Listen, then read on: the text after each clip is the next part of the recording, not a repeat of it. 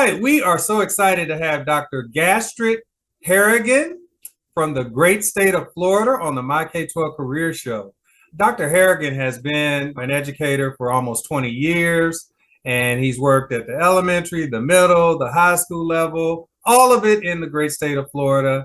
He is currently a high school principal, and he has a lot of great things going on, as you can see from his background. He also does a podcast himself, so I'm super excited to talk to him more about that. Dr. Harrigan, thank you so much for coming on the show today. Can you please share with our viewers and our listeners what's going on in your life and in your K-12 career? Hello, Dr. Williams. Thank you so much for having me on the show. I also listen to the K-12 Career Show, so you did amazing work and amazing stuff. Kudos to you, and thank you so much for having me on. Currently, as you indicated, I'm a secondary principal. My school comprises of grade 7 to 12th grade. I'm in my 8.5 years. I love what I do.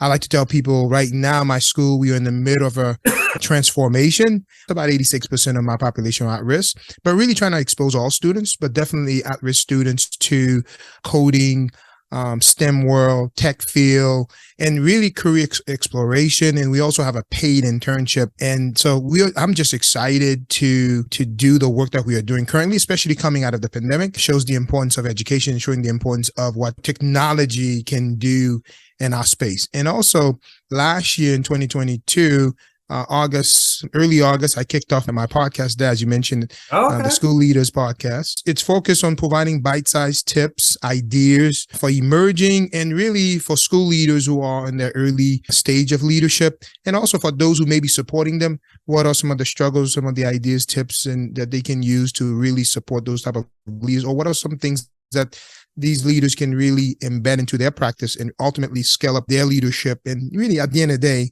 the work that we do is about impacting student lives.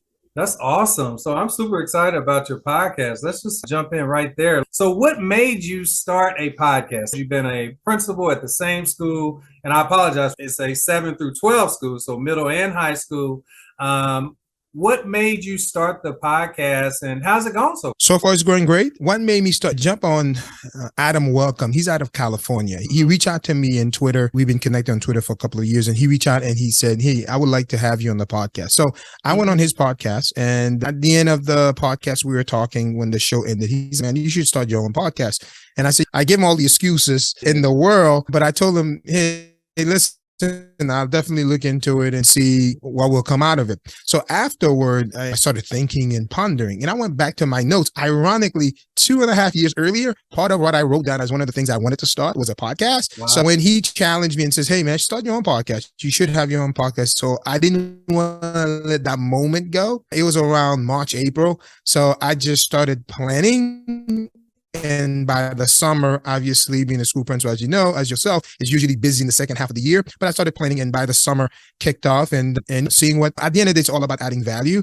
And it's almost some of the same work I used to do, because prior to that, I would speak at conferences, I would mentor other leaders. So it's really the same work, except now twice a month, I'm actually sharing ideas, tips, and also bringing guests on the show to, at the end of the day, help leaders become better leaders. Because if we as leaders, whatever space you are in, whether you're in the classroom, whether you're an assistant principal, whether you are a principal or district level, if you improve 1%, all right, you will have significant impact as a classroom teacher on student achievement, or as a leader on the culture of that school, and ultimately on student achievement. So at the end of the day, if we could just improve 1%, take one tips, one nuggets to really improve what we do, and we will see magnificent results in the work that we do. So that's really how I got started.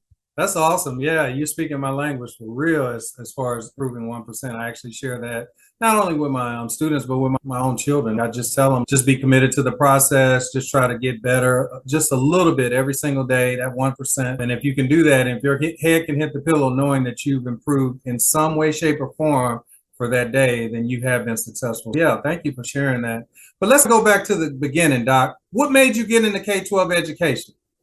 I'll be honest with you, I did not have a plan to get into the K-12 education. Now, at the time, I was a programmer. I was working locally for one of the engineering companies, Motorola, the phone company.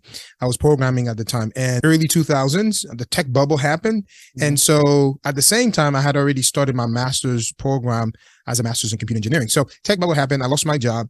And I think one of those days I saw advertisement locally that the local school district was looking for teachers, the teacher fair. It was over the summer. I went in and I got hired on the spot. I went in looking for engineering or to be a computer science teacher or to be a math teacher. And I was hired. My first interview, they hired me on the spot as a math teacher. Awesome. Like they said, the rest is history. So now I'll say this. Back in college, a buddy of mine, we did start an after-school summer tutoring program. But really at the time, it was to really just help meet the needs of kids in my church.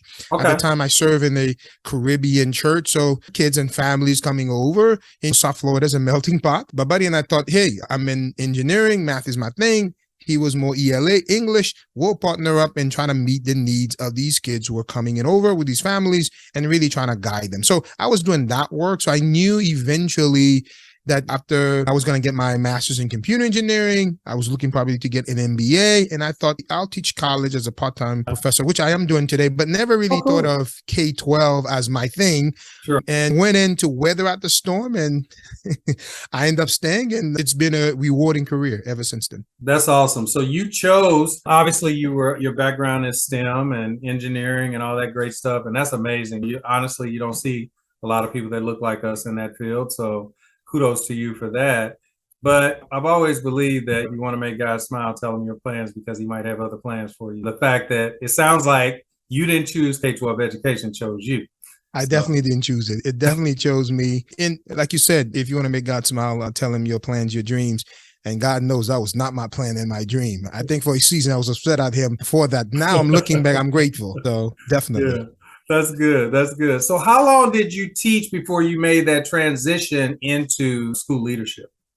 So I was one of the few people who I only spent about 4 years teaching math. Part of my thing was, okay, I'm going to teach. I've always knew I was going to be in management. So I always tell people that's hence why I wanted to get in my MBA. I always knew going in through engineering school, I was going to be in middle to upper level management. So I always knew that management leadership was my thing, was the way I was going to go. So when I got into teaching, once I decided to stay, I was taking the college courses to meet the requirement for the state of Florida. Once I was done with that, it was naturally, I just continued going. I just enter the master's program. Yeah. And obviously begin to build and solve problems. What I like to tell leaders is oftentimes they hear that I only spend 4 years and they're like, wow, I would like to do that too. I said, focus on solving problems. So what I came in, I understood at any organization, anywhere you go, people, leaders, principals, right? They're seeking for people who will solve problems. Absolutely. And so I looked for problems, issues in my school. And obviously I was not the leader, but definitely contributed to improving things. One of the biggest problems at the time we had was Caribbean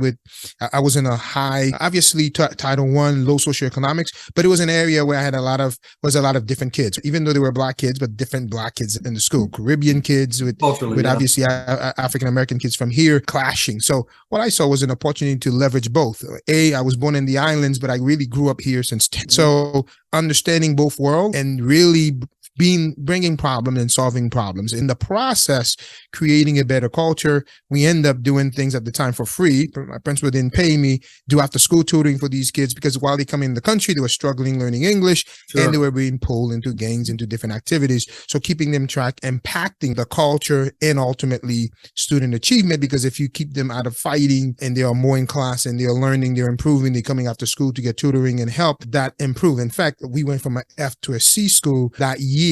So, it's just been a wonderful journey. One of the key things I tell people is if you're going to be in education, you got to be passionate about kids. Oh, 100%. Passionate about kids. Helping people in general, but definitely making an impact. I like to say make deposits in kids' life.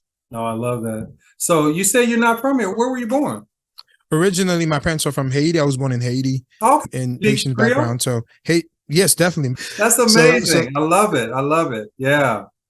Yeah, I used to, like I was sharing with you before we actually started the show, I used to live and work in Florida as a teacher. And yeah, I really love the Haitian culture. That's where I really got to meet a lot of students that were from Haiti. And I'm just beautiful people, man. Beautiful people, very family oriented. And it was funny because some of the students that I was working with, and this was back in like the 90s, they were like, I don't want to say embarrassed, but they didn't take pride in the fact that they were bilingual. I'm like, dude, that is so powerful to be able to know another language. And you can see on the back of my wall, my wife is Colombian. My kids speak Spanish fluently. They speak English fluently. And I tell them they should be 100% proud of their African-American heritage from my side and proud of their mother's heritage on the Colombian side. Yeah, that's really cool, man, that you're from Haiti.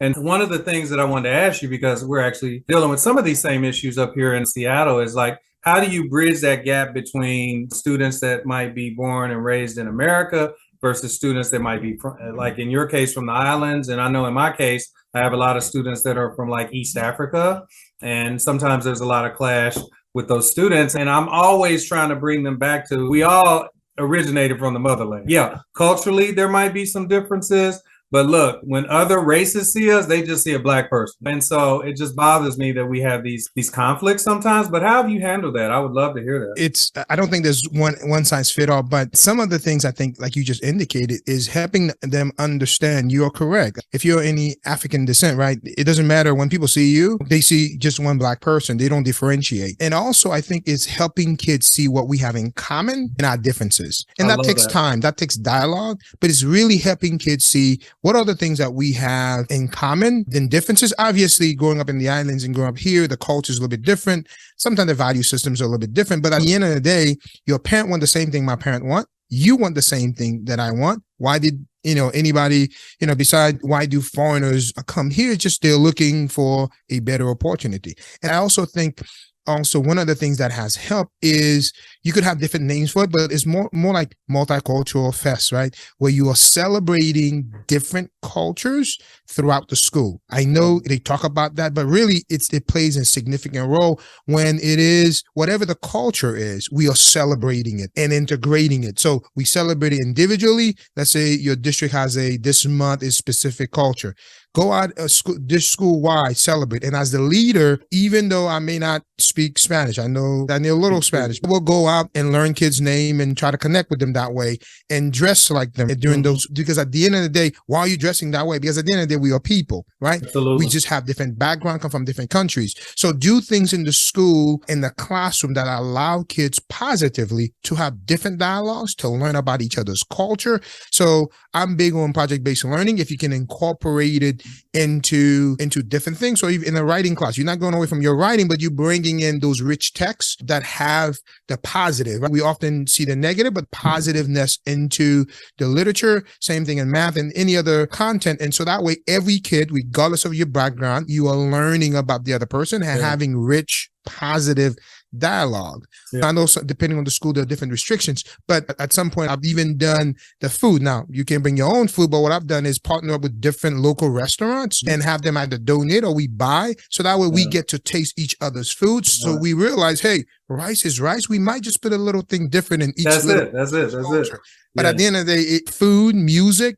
So I will bring different speakers, regardless of your background, but I intentionally look for speakers. Like one of my growing populations is this Hispanic population, right? I bring Hispanic artists and Hispanic speakers specifically, not just for them, but also for my Black kids to hear from the struggle, right? Because when they hear that the struggle is real for all of us. So I think it's being intentional and planning out. We know the calendar, we know everything exists, but the more you embed it, the more you have conversation dialogues, right?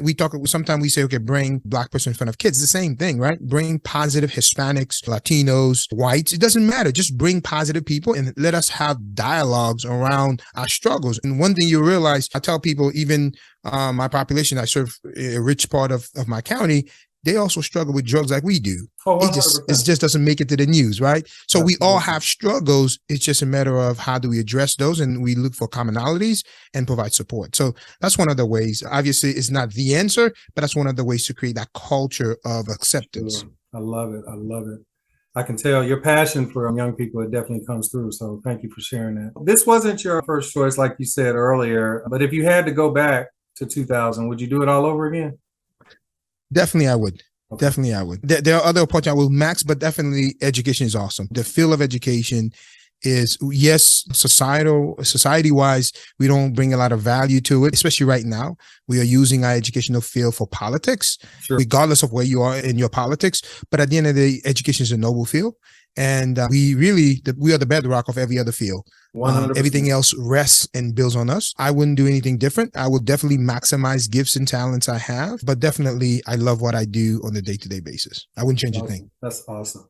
So I have one final question for you, Doc. If I didn't see you for the next 5 years, where are you going to be in your K-12 career in the year 2028? Good question.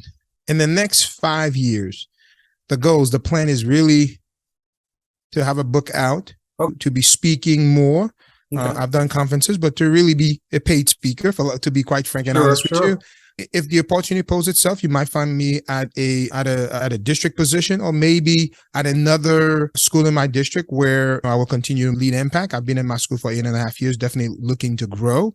Sure. The work is not, but definitely I think in the next 5 years, expanding my podcast and writing a little bit more and speaking a little bit more is where definitely you'll see me in 5 years.